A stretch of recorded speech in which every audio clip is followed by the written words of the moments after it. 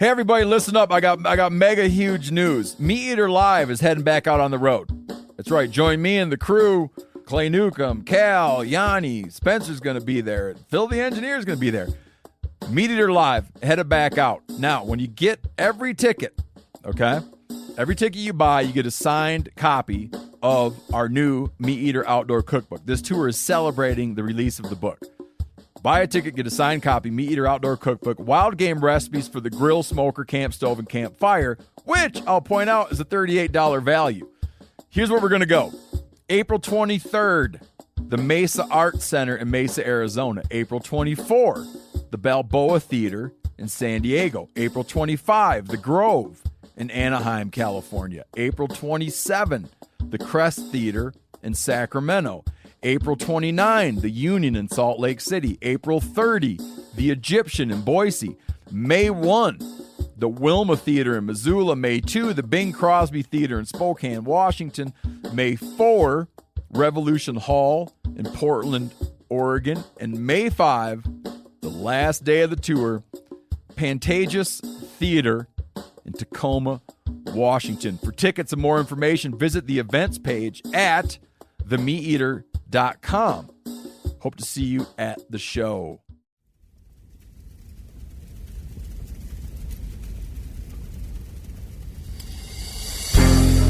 As a guide and hunter, I've spent thousands of days in the field. This show is about translating my hard-won experiences into tips and tactics that'll get you closer to your ultimate goal, success in the field. I'm Remy Warren. This is Cutting the Distance.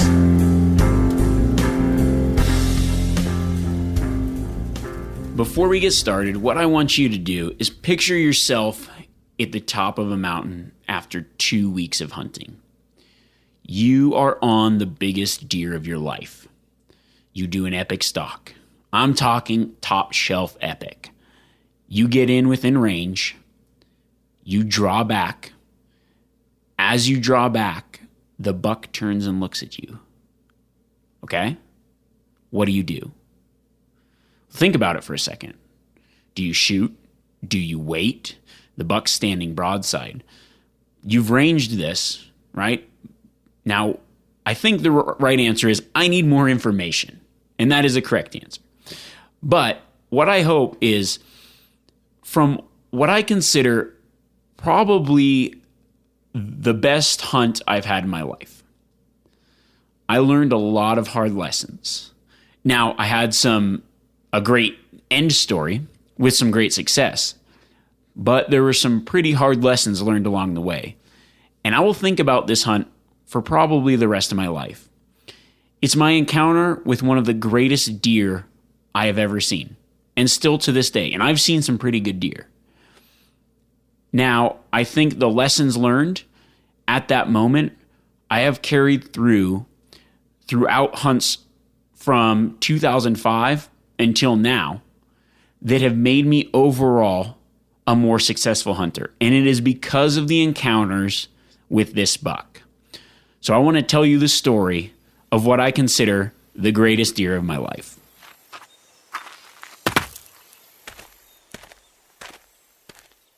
Now let me set the stage for you a little bit. The year is 2005. Now in the state of Nevada in 2005, if mule deer hunting was a fine wine, this would be the best wine you could get. This year, it was just a perfect storm of good antler growth. I would say high deer populations. Everything the stars just lined up.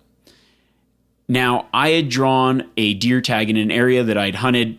I'd never actually personally had a tag in this unit. However, I've spent a lot of time in there with my buddy who had tags over the years.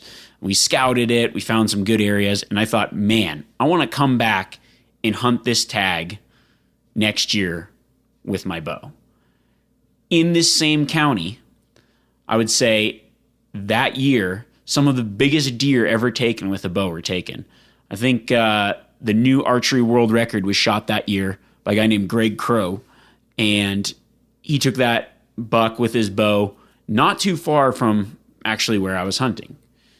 So you just gotta, I'm just setting your mind right to know that this year everything was lined up for one of the best hunts you could probably ever have. And I would say that I'm telling a story about the biggest deer I've ever seen. Now, you're probably wondering, well, have I seen pictures of this big deer? You have to listen to this story and hear what happens. I scouted this unit, I don't even know how many days, to be honest. Quite a few. I think I made 2 or 3 scouting trips during the summer. I'd pinpointed the area where I wanted to be, and there was a high concentration of bucks in there. I'd seen multiple bachelor groups of 10 bucks or more, all ears wide 4x4s. I had seen some just tremendous deer. And I thought to myself, all right, I've never seen so many good deer in my life. I'm going to really hold out and try to find the best deer I can. I've got the entire season. It was shortly after high school. I took my college during the spring and summer semesters, so I didn't have to go back to school yet. I had the entire month of August to hunt mule deer, and that was my plan.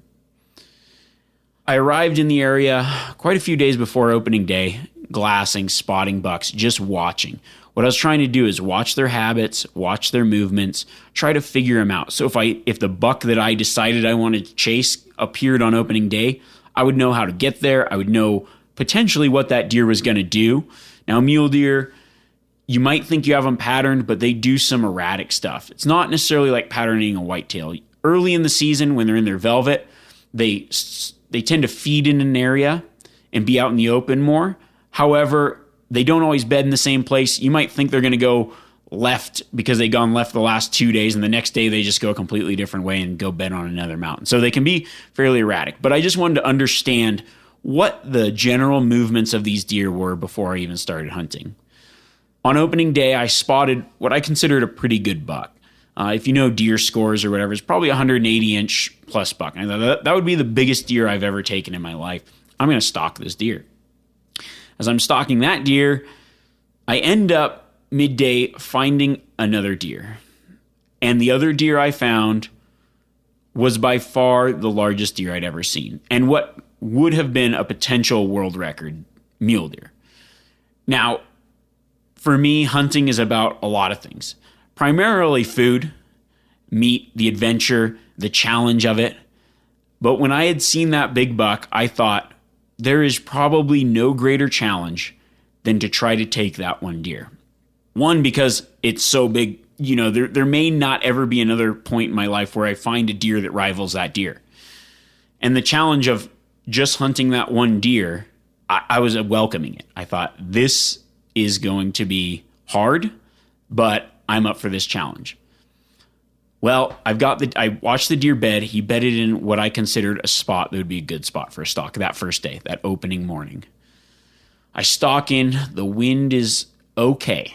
I'm not going to say it was great, but it was okay. The deer was bedded out on a point. There's this small hill that came up in between these two mountains, and he had bedded just below in the tall sage. There was a mahogany tree that was casting a little bit of shade. However, as the day moved on, I kind of expected this buck to move, yet he never moved when the shade got out. And I think it was because the sage was tall enough where it provided enough shade, and then there was a pretty good breeze blowing toward that buck. Now, the best approach would have been for me to pop up a little further up the ridge. However, I think he would have winded me from there.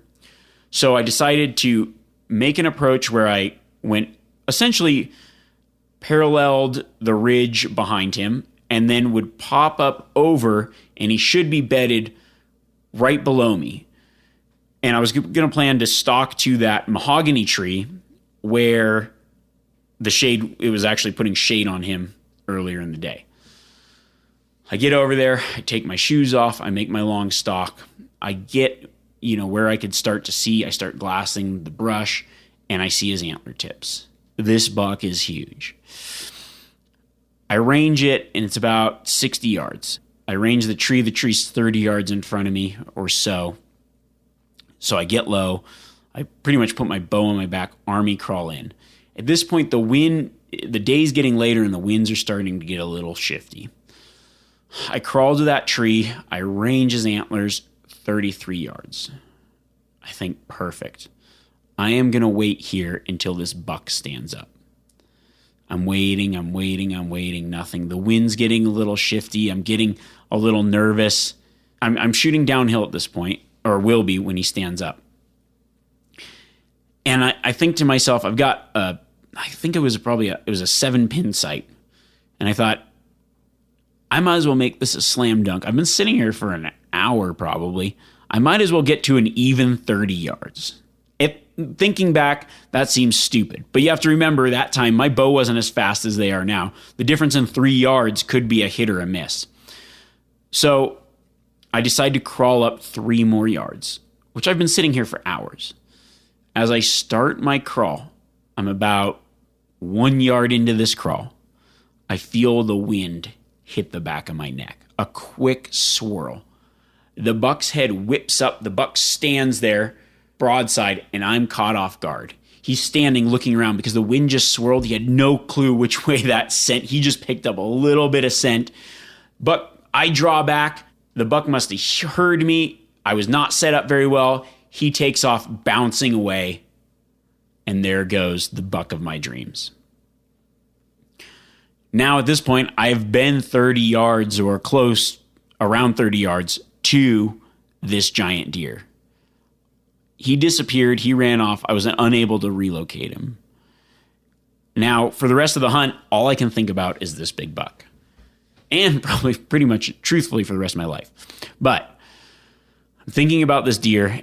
I'm seeing other great bucks. But in my mind, I know nothing else will do. It's this deer or no deer. I will go home empty if I don't get another chance at this buck, is what I'm thinking. I think it was about 2 weeks later of hard hunting. When I started out hunting, I had my dad was with me and one of my good buddies, Art, and they all had to go back to work. I said, nah, I'm staying out here. I'm going to just continue hunting for this big buck. So a few weeks goes by. I think I was hunting for a little over a week by myself, maybe more. Those guys come back. It's a weekend. I'm showing them all the good deer that I'm seeing. I'm like, yeah, I think my dad had a tag with me as well. So I'm like, yeah, you should try stalking one of those bucks. And I'd had these deer just named and patterned and never seen that big buck again. So we're glassing up in this giant basin at the top of the mountain. And lo and behold, there is that big buck with about 10 other bucks that are bigger than most of the deer I'd seen the previous week. It's just a group of older age class animals in the highest basin in the unit all together. It's like there used to be this picture, they called it the Magnificent Seven, and I think it was just photoshopped. It was these 7 giant bucks on this skyline, and it looked unreal because I think it was unreal. It was just a product of Photoshop.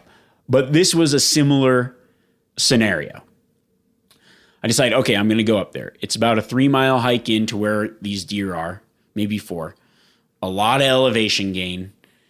Now I watch the buck's bed.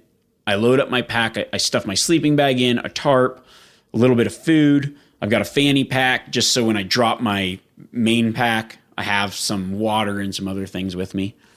So I start up the trail.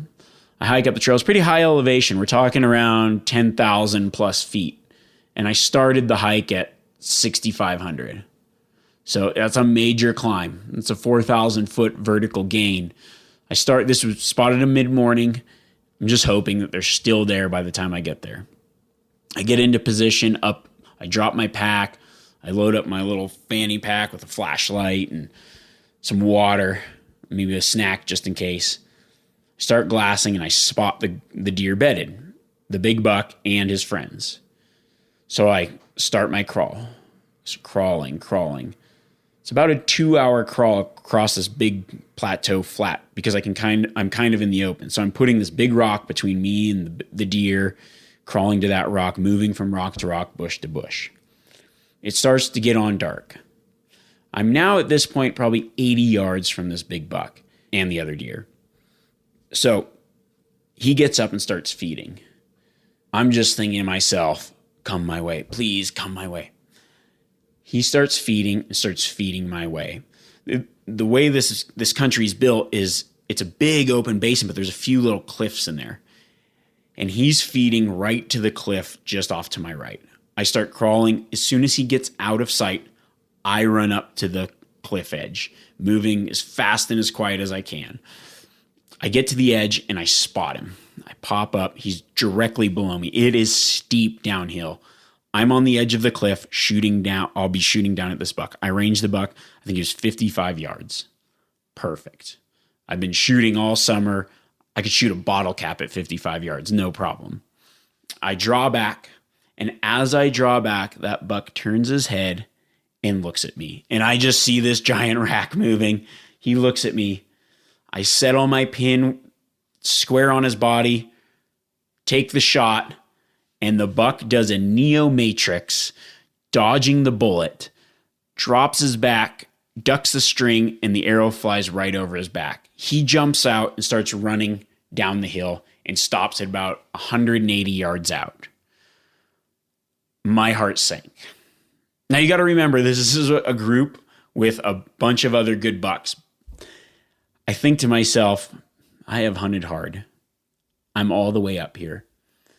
And as I do that, one of the other bucks in the group, which is probably not the smallest buck, but definitely not, he's in the lower half end of the buck. He's probably the third from the bottom as far as size, walks out and stops and stares downhill at the buck that just ran off. And he's 30 something yards, probably 30. I think it was 33 yards. He's looking away.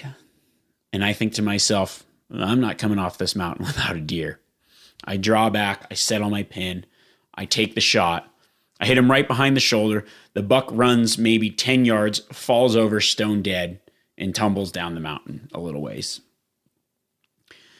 Now, as I walk down there, of course, all the other deer are just watching this one buck, and I can nearly walk up to these other deer, which in any other circumstances would have run away immediately. And I'm pretty excited because this deer, even though it wasn't the biggest deer in the group, is the best deer I had ever taken with any weapon, gun or bow, and definitely the best buck I'd taken with a bow. He was past his ears, giant 4x4, 175-inch to 180-inch type buck. Just a great deer.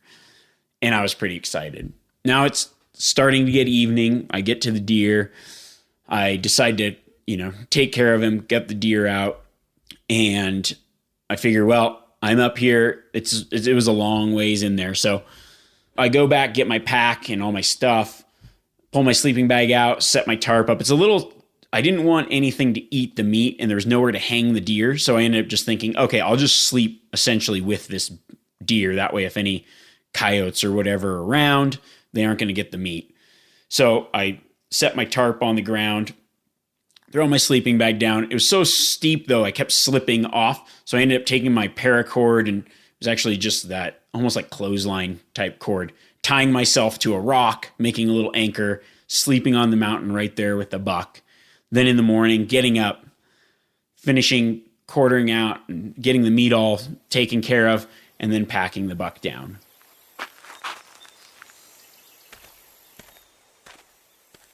Hey everybody, listen up. I got mega huge news. Meat Eater Live is heading back out on the road.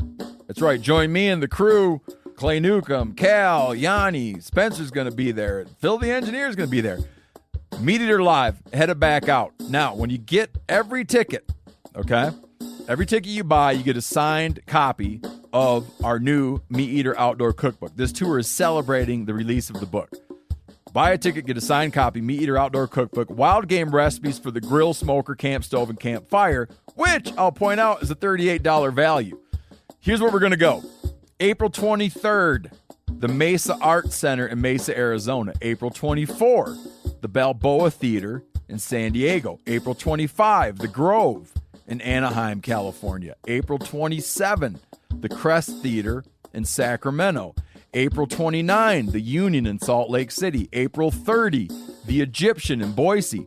May 1, the Wilma Theater in Missoula. May 2, the Bing Crosby Theater in Spokane, Washington.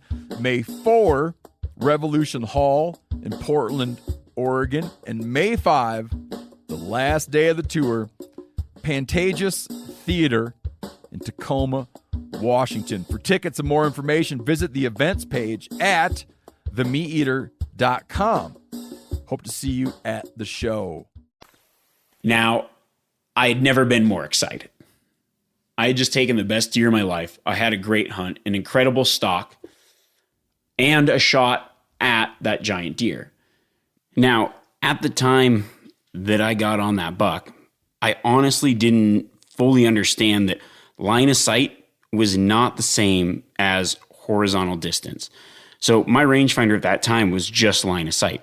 It didn't angle compensate. Now, luckily, if you buy a rangefinder now, all the calculations are done for you. It's a lot easier. But at that time, my rangefinder only gave me line of sight distance.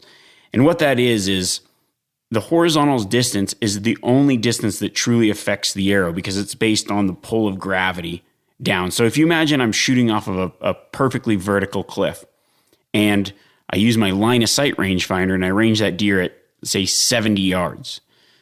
Well, if that deer is only 30 yards from the base of the cliff, directly below where I'm standing, then I would use my 30-yard pin on that deer that the line of sight says 70 yards. Modern rangefinders now do that calculation for you. It's fairly difficult to figure that out in the field. And if you want to know more about that, you just get a Vortex rangefinder and it explains the whole horizontal distance as well as the line of sight distance. But at that time, I didn't know the difference. So when I was aiming for the line of sight, that was one thing that was a major mistake shooting at that buck. Now, another little mistake was that I think I probably shot at the inopportune time. The buck just happened to be turning his head looking up. I got a little impatient and a little more excited than normal because knowing what I know now, that deer wasn't really looking at me. He was more just looking in my direction. I should have waited for him to move his head back to feeding or in a position where he was looking away. So I think that played into it a little bit as well. But the main thing was not understanding shooting downhill. Now, from that point forward, I added downhill practice because the majority of your shots out west on spot and stock big game animals are going to be downhill. You're in a mountain. Generally, the best approach is from above. So by practicing these downhill shots, I became a lot more lethal and a lot more proficient. But I'm going to go into a few tips on the ways that I make those downhill shots count. Now, these lessons for shooting downhill are not just for archery hunting. Honestly, a lot of these techniques can be applied to rifle hunting, and it's not just for Western hunting. If you are a tree stand hunter, all of your shots are going to be at a down angle. So there's a lot of things that you might glean from this, even though you might not be shooting as far as say, a spot and stock hunt may need to, or you don't have to deal with the slope of a hill. The basics, the mechanics of shooting downhill and uphill for that matter are the same, no matter your weapon choice or where you prefer to hunt. I'll never forget my first Coues deer hunt in Arizona, archery hunt. I snuck in on a buck. It was below this band of cliffs feeding in the cactus. So I sneak out, get to the cliff. It's pretty much a straight down shot. I crawl out to the edge, and my plan was I'm going to draw kneeling, which is normally what I do, out of sight so he couldn't see me. And then I'm going to stand up and shoot. I go to draw my bow back, and as I draw my bow back, my arrow falls off the string. I'm like, what the heck? Never had that happen before. So I put the arrow back on, draw back again. As I draw back, I notice that it pops off again. The broadhead was clipping my riser and pulling the arrow off the string. I'm like, what the heck? I kind of look at it real quick thinking, okay, maybe something's moved, something's wrong. Like everything looks good. So I'm like, well, let me just see. I put the arrow on and I thought I was drawing back level because when you shoot on flat ground, you just naturally balance the bow to the horizon. You just kind of go perpendicular to the horizon you see. Well, I look at my level on my sight and it is just way off to the left side. I was canting my bow so hard, yet I thought I was drawing it level. So I go to what feels like an unnatural position, balance it out, draw back fine. I stand up, I bend down, I shoot, and I kill the buck. That right there, it never entered my mind how much the slope of the hill affects, I would say, not only the pull of gravity on your bow, but just where you think your bow is level. When you're shooting downhill in the mountains, you aren't just shooting straight down from a flat spot most times, like you would, say, from a tree stand, or if you were practicing, you're up on your roof shooting straight down. You also have to account for the pitch of the hill, because you're going to be on a mountain. Sometimes the buck might be right below you, but there might be some slope where you are. Now, one thing that I've learned is the slope affects the pull on your bow. What it wants to do is it wants to pull your bow downhill.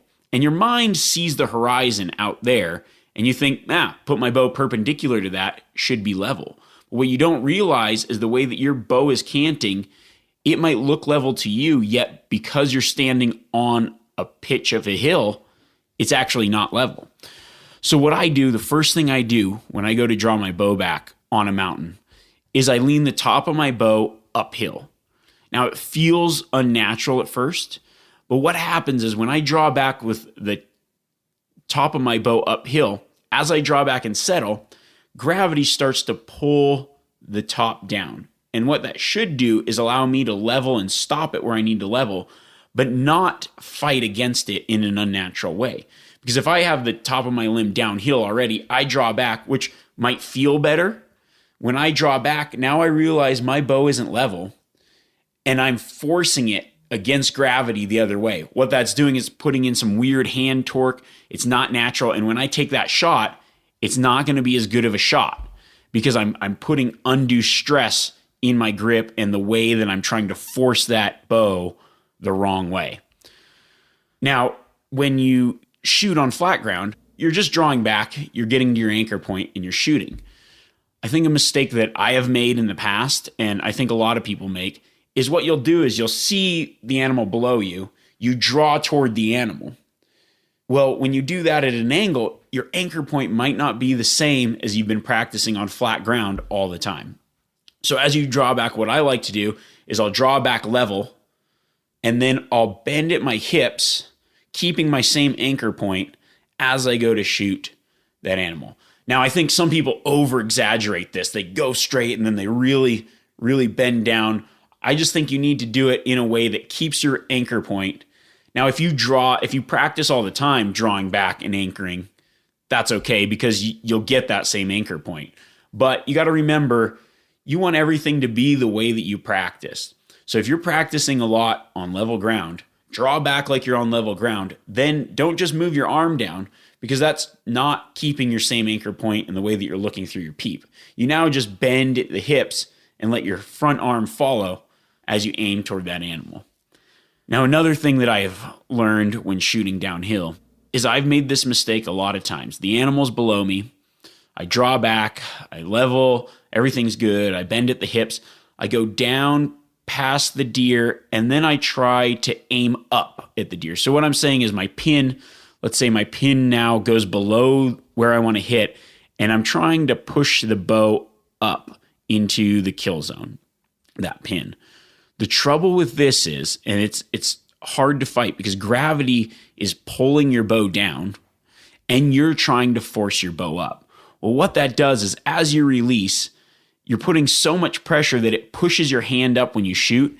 And I have had a few instances where I've done this and just shot right over the deer's back. Now, I can think of the times that I've missed downhill. I don't think that I've ever missed shooting below an animal. It always goes over the back. And that's because these little things that are, if you just think about it, if you're trying to aim up on an animal that's below you, you're really fighting it to get that pin settled where you want. And when you let go, all your energy, now that you only have one hand on that bow, is going up. And as soon as you release the string, you're just going to shoot high. So what I'll do is I'll draw back level, start aiming down. I'll get close to the back of the deer, and then I just keep bending my hips down and settle from the top down. I try not to go below. Now, if I get low, I'll just kind of move back up higher and then try to settle down on the animal. As opposed to being low and pushing my pin up to where I want to shoot, I'll get my pin above exactly where I want to hit and let it slightly lower to the spot that I'm aiming at. I think the most important thing with downhill shooting is just practice. Now, I'm fortunate I can just go to the mountain and shoot downhill pretty much daily if I want. Not everybody has that luxury.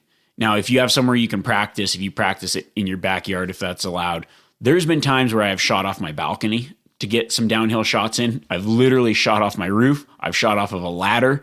I mean, as long as it's legal to shoot wherever you're shooting and you can shoot off your roof, you can shoot off, just be careful. Don't fall. Don't call me and say, hey, I fell off my roof. Your tip sucks.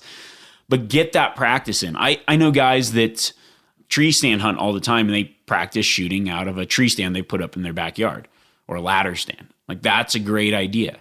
You just have some incline when you're shooting at a target to get that practice, to get the draw cycle down, to get that aiming down, to practice moving down onto the target as opposed to pushing up, even though you probably should aim down all the time.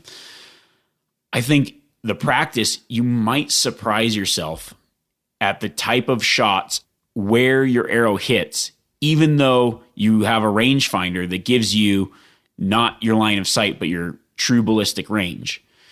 You say I shoot a double pin, which acts like pretty much a single pin. So I can set my pin exactly for the yardage that my rangefinder reads. Now, in practice, I find that the steeper the angle, the more exaggerated and lower I have to aim. And the reason isn't because, okay, maybe the true range is correct and that arrow will hit where I want it to for that sight. But what's different is my perception of the target. If I'm at a 45-degree angle looking off of a cliff at a deer, its vitals are not looking the same as a broadside target. What I see through my eyes is completely different than a deer that is just flat standing there. I can pick that spot on its vitals where I want. When I'm shooting down, I really see the top of its back and some of its side. So I have to consciously tell myself, aim a little lower. That way my arrow will actually impact slightly higher than where I'm aiming. And this you just have to figure out through practice. Practice at different angles and different distances because it changes and is more exaggerated the further out you go and the steeper you go. You know, one thing that people always talk about is, okay, now that we've got these range finders that give us our true ballistic range, there's been times where I've been in the mountains and I've ranged something and it goes, man, that looks so far away, and you range it and it's 45 yards. Well, the line of sight might be 80 or 100 yards depending on the angle. You go, well, that's only a 45-yard shot. Yes, gravity's affecting your arrow as a 45-yard shot, but you still have to execute a shot as good as you would at the actual line of sight. Even though gravity only pulls your arrow a certain distance, you're just compensating for the drop. But what you see is a 100-yard shot. If it's 100 yards line of sight, that's the type of shot you need to execute. If you can't make a 100-yard shot, even though your arrow only drops for 45 yards, there's less margin of error as far as the drop in the arrow. But you have to be as steady as you would for a 100-yard shot because you still have other factors like wind resistance, crosswinds, as well as the target looks a long ways away because it is a long ways away. Now, gravity might not affect your arrow the same as your line of sight, but you still have to execute that shot like it's a further shot. And I think a lot of people forget that. So they go to shoot off a cliff, they range it like 40 yards, that's within my range, and then they miss. And they're like, how did I miss that? Well, you missed because you were treating it like you're shooting at something that's 40 yards, not something that's 100 yards, like your line of sight. Yeah, you might only use your 40-yard pin, but you really have to focus in and execute a shot that might be further than your ability. So that's something you have to factor in when you're in the mountains. How far can I actually shoot downhill? And that only comes with practice. You know, I just really wanted to talk about this because I think that once you grasp shooting downhill, you're going to be more successful. The reason is because most of the opportunity I have mountain hunting is downhill shots. Stocks are more successful coming in from the top. a lot of animals bed in a way where they're facing downhill. So if you get the right conditions and you can pop over a ridge, shoot down a cliff, you're going to be overall more successful hunting big game. Hopefully you enjoyed our first podcast. I really just want to thank everybody for listening through it. I really appreciate you. Feel free to reach out via social media, send me some feedback, give me some ideas on questions you'd like answered, as well as maybe some stories you'd like to hear. I'm open to any kind of suggestions. Give us a good rating wherever you're listening. That always helps. I think next week I want to tackle a topic that I get asked quite often, and it's regarding bear country. What do I do in bear country? How do I stay safe in bear country? What do I do if a bear attacks? I think I can answer a lot of those questions, as well as I'd love to share a few stories of close encounters I've had with both black bears, brown bears, grizzly bears. So next week, we'll talk all things bears. I think you'll really enjoy it. And as always, thank you very much. I really appreciate you. And stay frosty. All right. Talk to you later.